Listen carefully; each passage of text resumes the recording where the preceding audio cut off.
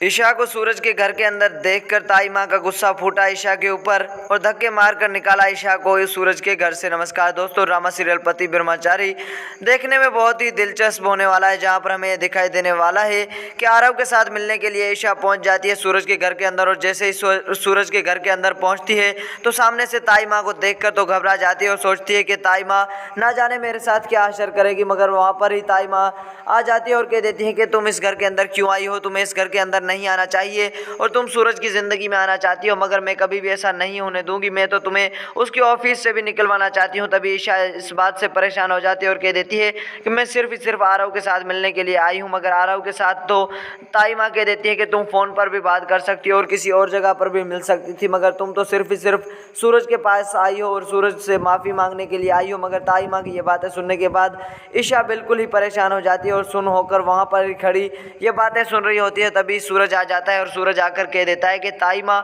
आपको भी ये बात समझ में नहीं आ रही कि ईशा मेरी ज़िंदगी के अंदर आना चाहती है और ईशा के साथ मैं मोहब्बत करता था और मैं ईशा के साथ ही शादी करूँगा।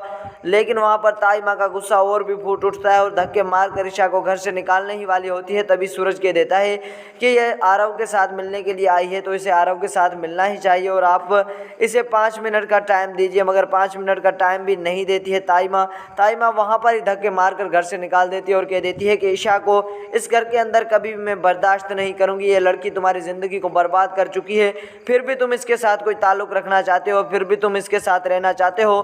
तो ताई माँ कह देती है कि मुझे इस घर से निकाल दो, फिर इस लड़की को घर की तरफ लेकर आना। तभी सूरज दंग रह जाता है और परेशान होकर अपने सर पर हाथ रख लेता है और कहता है कि आपकी बात का तो मुझे समझ में नहीं आ रहा कि आपको इस लड़की से नफरत है या मुझसे नफरत है, मेरे प्यार से नफरत है। तभी ताई माँ कह देती है कि तुम्हारी खुशियाँ ही मुझे अजीज़ हैं, ये लड़की कभी भी तुम्हें खुश नहीं रखेगी। तुम मेरी बात को समझने की कोशिश करो और तुम इस लड़की से कोई ताल्लुक़ ना रखो।